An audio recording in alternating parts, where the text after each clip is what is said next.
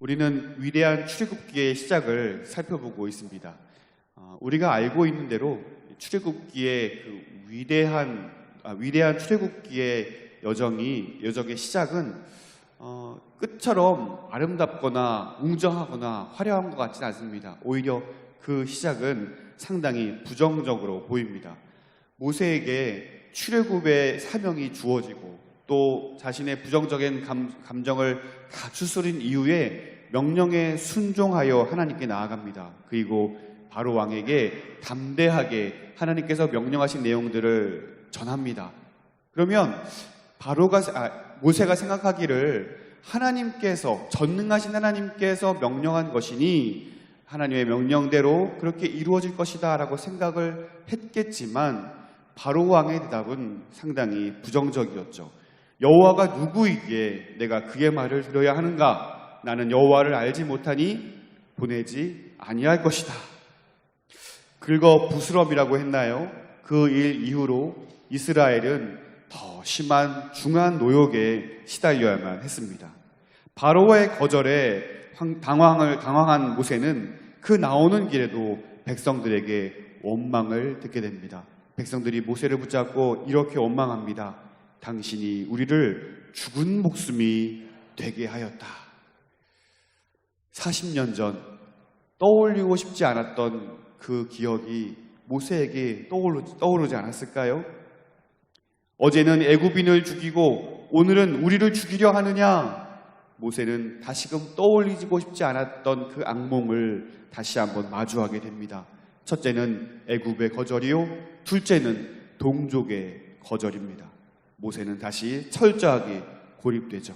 하지만 하나님은 그러한 모세를 그냥 내버려 두지 아니하시고 다시금 찾아오셔서 모세를 사명의 길로 부르고 계십니다. 다시금 이스라엘을 구원할 것이라 확증합니다. 그것이 바로 6장의 초반절의 내용인데요.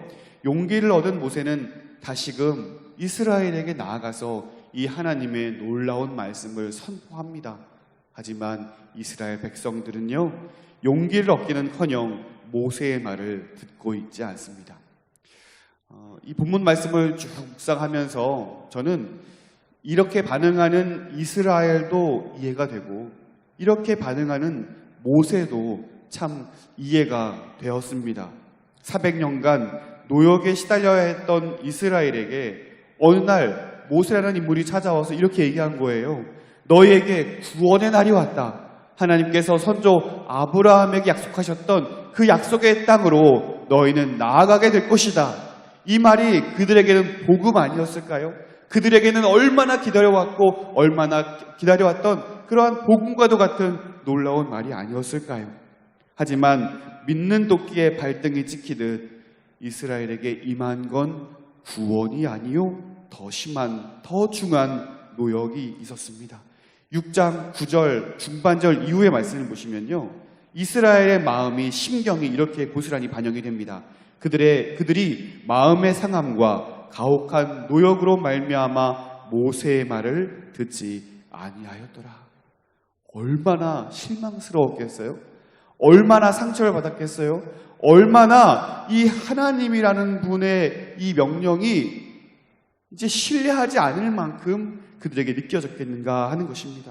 그 모세 죽이고 싶을 정도로 믿지 않았을까요? 우리에게도 마찬가지인 것 같습니다. 네, 믿습니다. 이 힘든 삶을, 이 힘든 현실을 바꾸어줄 하나님을 내가 믿습니다 라고 말은 하고 그렇게 신앙을 가지려고 하지만 매일의 삶이 녹록치 않은 거예요. 얼마나 많은 사람들이 이와 같은 문제로 시험에 들고 이 같은 문제로 실족하여 넘어지는지 모르겠습니다. 모세를 보십시오. 안 한다고 했잖아요. 이 일에 하나님의 부르심에 자기는 관심도 없고 자기는 그러할 능력도 없고 힘도 없습니다. 나는 할 만한 사람이 아닙니다. 그렇게 이야기를 했어요. 그래도 조상들의 하나님, 전능하신 하나님께서 부르시니 순종하여 따랐을 뿐인데, 그 하나님을 믿고 그 말씀에 순종했을 뿐인데 그가 경험하게 되는 건 놀라운 역사와 백성들의 환영이 아니라 무시와 거절이었습니다. 이러한 일을 경험하니 어떻게 또다시 하나님을 믿을 수 있겠어요?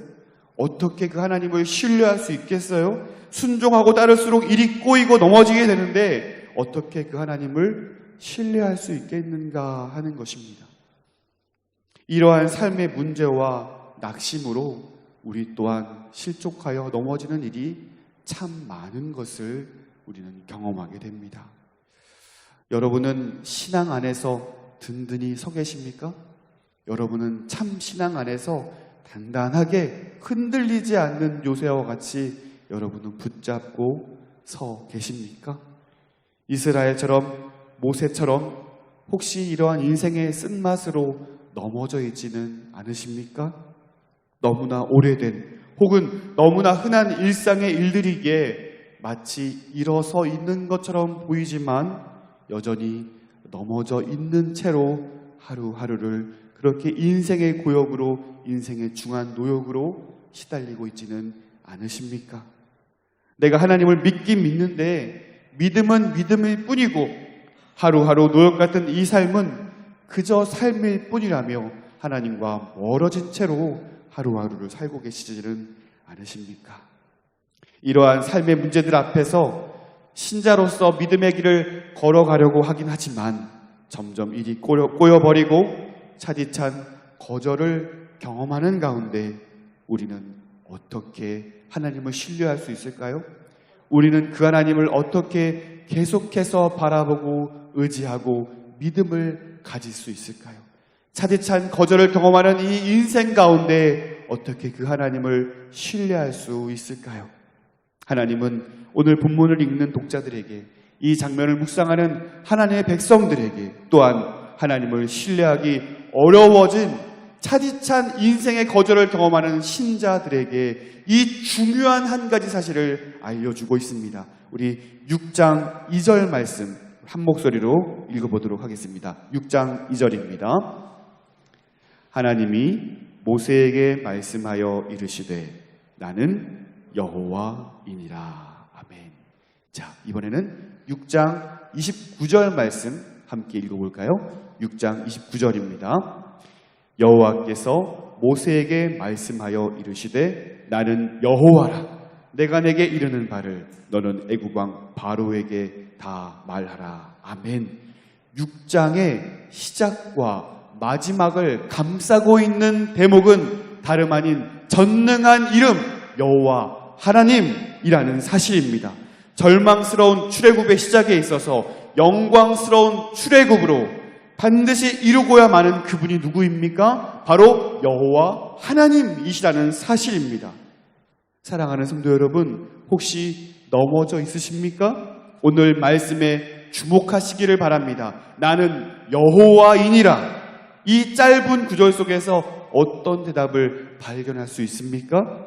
왜 쓰러져 있는가? 왜 일이 다 끝난 것처럼 주저앉아 있는가? 왜 망한 것처럼, 왜 실패한 것처럼 넘어져 있는가? 약속한 것을 이루는 나는 여호와이니라. 이 짧은 한 구절 속에서 하나님의 그 전능함이, 그 하나님의 모든 것을 이루시는 그 부요함이 담겨져 있다는 사실을 우리는 바라보게 되는 것입니다. 6장에 치밀하게 설계된 이 2절과 29절, 이 샌드위치 구조는요, 전능하신 하나님을 우리 신자들로 하여금 바라보게 하고 있습니다. 시작도 하나님이요, 끝, 완성을 이루시는 분도 하나님이시라는 사실을 분명히 우리에게 보여주고 있습니다. 이스라엘, 모세, 모든 하나님의 백성들에게 뿐만 아니라 이방인들에게도, 애굽에도, 그 신처럼 군림하던 바로 왕에게도 하나님은 자신이 여호와 하나님이라는 사실을 분명히 알려주고 계십니다. 자, 6장 7절 말씀 보시겠습니까? 6장 7절 말씀 우리 함께 한 목소리로 읽어보겠습니다. 너희를 내 백성으로 삼고 나는 너희의 하나님이 나는 애굽 사람의 무거운 짐 밑에서 너희를 빼낸 너희의 하나님 여호와인 줄 너희가 알지라. 아멘. 너희의 하나님 여호와인 줄을 너희가 알지라 라고 말씀하셔요. 이번에는 7장 5절 말씀 같이 읽어볼게요. 7장 5절입니다.